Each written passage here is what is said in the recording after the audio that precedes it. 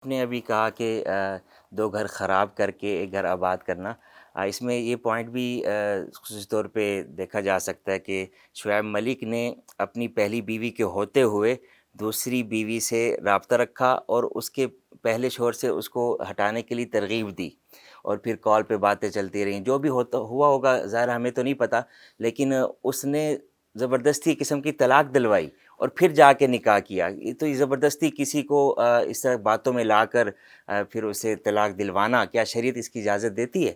دیکھیں، جہاں تک بات ہے نا کہ میں نے اسی لیے بطور تمہید ساری باتیں گوش گزار کر دی ہیں کہ ایک خاتون کے پاس ہوتے ہوئے تو کسی اور کے بارے میں سوچنا اور کہنا میں فلاں سے نکاح کر لوں، اور اس کو جناب پھر اس بات کے اوپر آمادہ کرنا کہ تم اپنے خاوند سے طلاق لو۔ یاد رکھیں، وَاتَّبَعُوا مَا تَتْلُو الشَّيَاطِينُ عَلَىٰ مُلْكِ سُلَيْمَانَ، یہ جو آیت ہے نا پارہ نمبر 1 کے اندر جہاں پر جادو کا تذکرہ ہے، وہاں پر یہ بھی فرمایا گیا کہ جادو کا اثر جو ہے نا وہ زوجین کے مابین تفریق کروانا۔ ہر وہ بندہ کہ جو ایک بستے ہوئے گھر کو خراب کرے، یاد رکھیں کہ اس کے اپنے گھر کے حوالے سے کبھی خیر کی توقع نہیں نکلے گی۔ یاد رکھیں کہ جیسا معاملہ آپ لوگوں کے ساتھ کرتے ہیں ویسا معاملہ ہی آپ کے ساتھ کیا جائے گا، یہ قرض ہے۔ رہی بات یہ کہ جناب کسی کو طلاق دلوانے پر مجبور کرنا، یہ شرعاً جائز نہیں ہے۔ ایک ہستہ بستہ گھر ہو اس کے حوالے سے کوئی ایسا معاملہ کرنا شرعاً جائز نہیں ہے۔ یہ بھی تو آج کل خواتین اگر خود مختار ہو جائیں، اپنا کمانا شروع کر دیں، تو وہ شوہر کو آنکھیں دکھانا شروع کر دیتی ہیں اور بات بات پر خلا کی دھمکیاں بھی دیتی ہیں۔ تو یہاں بھی تو ہو سکتا ہے ایسا ممکن ہوا ہو، وہ ثانی مرزا خود کماتی تھی اور سپورٹس گیم کھیلتی تھی اور دوسرے کنٹریز میں جاتی تھی، بے بہا پیسے کماتی تھی، ادھر سے شعیب ملک بھی کماتا، اپنا اپنا کماتے تھے، تو پھر ظاہر ہے کہ ہو سکتا ہے اسے جوش آیا ہو کہ میں جان چھڑواتی اور خلا لے لی ہو، یہ وجہ بھی تو ہو سکتی۔ دیکھیں وجوہات کیا ہیں یہ تو حقیقت حال وہی جانتے ہیں، ہم تو ایک تجزیہ کر سکتے ہیں۔ تو یاد رکھیں قرآن کہتا ہے کہ مرد کی ذمہ داری ہے کما کے لائے، خاتون کی ذمہ داری کمانا نہیں ہے۔ خاتون ہاں اگر خاوند اجازت دے دیتا ہے تو ایک علیحدہ مسئلہ ہے۔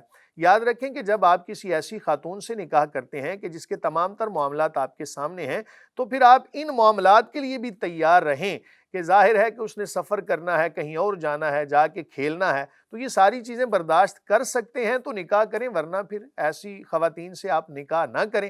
آپ ان سے نکاح کر لیں کہ جو آپ کو پسند ہیں، جو آپ کے مزاج کے مطابق ہیں۔ رہی بات یہ خاتون کو بھی چاہیے جناب کہ جب نکاح ہو جائے تو پھر اپنے تمام تر معاملات خاوند کی اجازت پر موقوف کر دیں۔ اب ظاہر ہے کہ انہوں نے بھی کھیلنے کے لیے جانا ہوتا ہوگا، اسی طرح شعیب ملک صاحب ہیں وہ بھی جاتے ہوں گے کھیلنے کے لیے، ایک دوسرے کو ٹائم نہیں دے پا رہے ہوں گے۔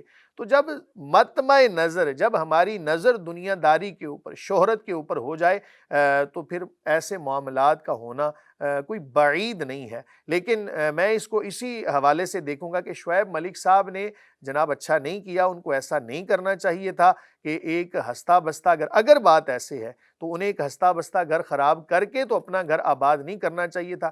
دیکھیں اب وہ ثانیہ مرزا صاحبہ ہیں، ان کے اب بچے بھی ہیں، ظاہر شعیب ملک صاحب کے بچے ہیں، تو ان بچوں کے حوالے سے سوچتے کہ جناب ان کی زندگی کیسے، ساری زندگی ان کے اوپر ایک یہ دھبا لگ گیا، لوگ ان کو باتیں سنائیں گے۔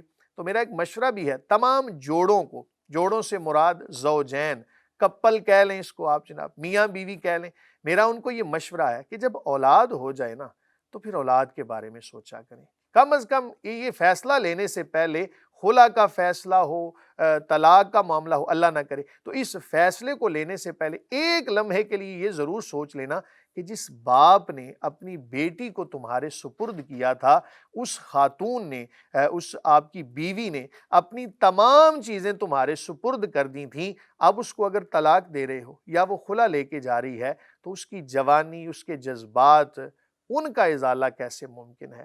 یہ بات ذرا ضرور سوچنا، اور ایسا قدم اٹھانے سے پہلے اپنے بچوں کے بارے میں ضرور سوچ لیا کریں کہ ان کی زندگی کیسے گزرے گی۔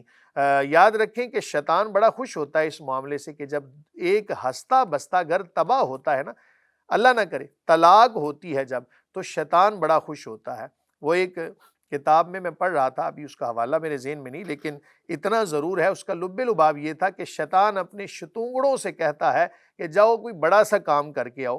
جب کوئی شتونگڑا میں لفظ بول رہا ہوں ذرا چٹخارا سا لفظ ہے، چھوٹا شیطان جب وہ کسی زوجین کے مابین تفریق کروا کے آتا ہے نا، طلاق کروا کے، لڑائی جھگڑا کروا کے، تو بڑا شیطان اس کو کہتا ہے تو نے ہی تو کام کیا ہے، تو آ کے میرے پاس بیٹھ۔ یعنی یہ شیطانی اعمال میں سے ایک بڑا عمل ہے طلاق کروانا۔ خدا را اس سے پرہیز کریں۔ زوجین سے میری دست بدست عرض ہے کہ جناب اپنے گھر کو دیکھا کریں، حتی الامکان گزارا کریں۔ ایک اصول بھی بتا دوں آپ کو، اس اصول کو مد نظر رکھیں۔ دنیا کیا ہے؟ دارالعمل ہے۔ آخرت کیا ہے؟ دارالجزا ہے۔ اگر کہیں دارالعمل کے اندر تمہارے اوپر ظلم بھی ہو رہا ہو نا، تو لڑائی کو ختم کرنے کے لیے حضور نبی کریم صلی اللہ علیہ وآلہ وسلم فرماتے ہیں، جس کا مفہوم ہے کہ جو بندہ لڑائی جھگڑے کو ختم کرتے ہوئے اپنا حق چھوڑ کر جھگڑے کو ختم کر دیتا ہے، قسم اٹھا کے کریم آقا علیہ الصلوۃ والسلام نے فرمایا اللہ اس کی عزت کو بڑھا دیتا ہے۔ تو اس لیے تمام تر معاملات کو شریعت کے سپرد کرنے میں ہی عافیت ہے۔ جی مفتی صاحب، ثانیہ مرزا اور شعیب ملک کی جو طلاق ہوئی ہے، اس سلسلے میں میرے ذہن میں ایک اور سوال آ رہا ہے کہ ہمارے معاشرے میں اگر شوہر دوسری شادی کرنا چاہے تو اس وقت پہلی بیوی ناراض ہو جاتی ہے۔ ہمارے معاشرے میں اکثر اس کو ناپسند کیا جاتا ہے کہ ایک شوہر دوسری شادی کرے۔ عرب ممالک میں تو ہم دیکھتے ہیں کہ وہاں پر بیویاں بھی پسند کرتی ہیں، خواتین خوش ہوتی ہاں خوش ہوتی ہیں، مگر یہاں پر پاکستان میں اور پورے ہندوستان میں برصغیر میں ہم نے دیکھا ہے کہ بیویاں ناراض ہو جاتی ہیں اور فوراً کہتی ہیں کہ مجھے طلاق دے دو اگر تم نے دوسری شادی کرنی ہے۔ تو شریعت مطہرہ اس سلسلے میں کیا کہتی ہے اور آپ کی اس بارے میں کیا رائے ہے کہ ہماری عورتوں کو کیا کرنا چاہیے اور شوہروں کو کیا رویہ اور کیا طریقہ اختیار کرنا چاہیے اگر وہ دوسری شادی کرنا بھی چاہتے ہیں، جہاں اس معاملے میں بھی ایسا ہی ہوا ہے؟ تو ذرا بتائیے گا اس بارے میں۔ یہ بات یاد رکھیں کہ واقعی قاری صاحب نے بڑا اچھا پوائنٹ اٹھایا ہے کہ ہمارے ہاں خواتین نا، اللہ نہ کرے، مرد اگر ہزار ہا خواتین کے ساتھ کوئی گرل فرینڈ والا معاملہ بھی کر لینا، اللہ نہ کرے، تو خواتین کہتی ہیں چلیں کوئی بات نہیں، کبھی نہ کبھی شاید برداشت کر جائیں، لیکن جب خاوند دوسری شادی کے بارے میں کوئی بات کرے نا تو اس کو وہ اس طرح سمجھتی ہیں جیسے کوئی معاذ اللہ اس نے کوئی حرام کا ارتکاب کر لیا ہے، کوئی بہت بری بات کر دی ہو۔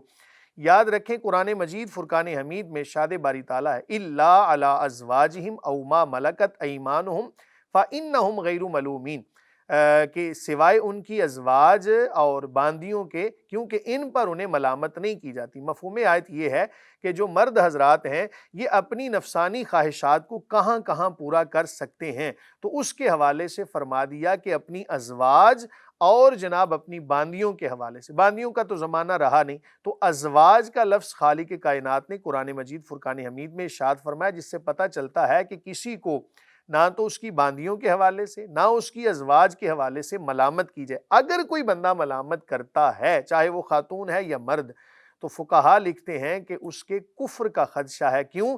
کہ اس نے ایک حلال کام پر جناب ملامت شروع کی۔ قرآن کہتا ہے ملامت نہیں کی جاتی، یہ ملامت کیے جا رہا ہے، تو خواتین کو بھی تھوڑا سا سوچنا چاہیے۔